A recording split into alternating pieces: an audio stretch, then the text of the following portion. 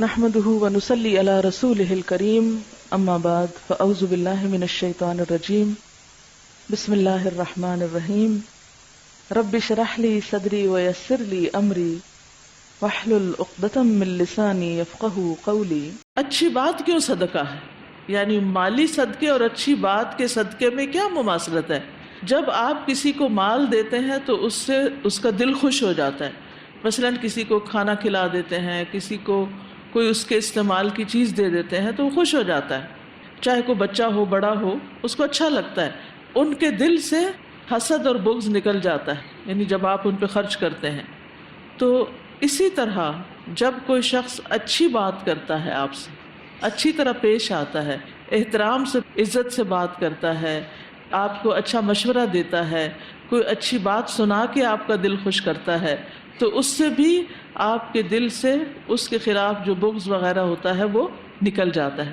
تو جس طرح مال کا صدقہ دوسرے کو خوش کرنے کا سبب ہے، اسی طرح اچھی بات بھی دوسرے کو خوش کرنے والی ہوتی ہے۔ جب دوسرے کو انسان خوش کرتا ہے تو اللہ تعالیٰ اس بندے کی خوشی کا سامان پیدا کر دیتا ہے۔ اسی لیے والکلمۃ الطیبۃ صدقہ، اچھی بات کہنا صدقہ ہے، خواہ یہ اللہ تعالیٰ کے بارے میں ہو، چاہے بندوں کے بارے میں ہو۔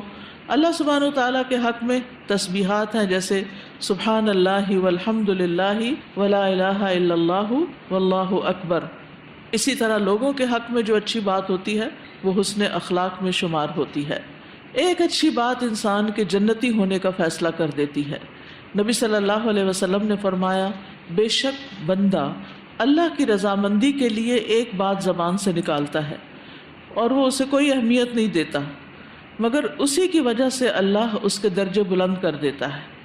اور ایک دوسرا بندہ ایسا کلمہ زبان سے نکالتا ہے، ایسی کڑوی بات زبان سے نکالتا ہے جو اللہ کی ناراضگی کا باعث بنتی ہے، اور وہ اسے خود کوئی اہمیت نہیں دیتا، پرواہ نہیں کرتا کہ اس نے کیا بولا، لیکن اس کی وجہ سے وہ جہنم میں چلا جاتا ہے۔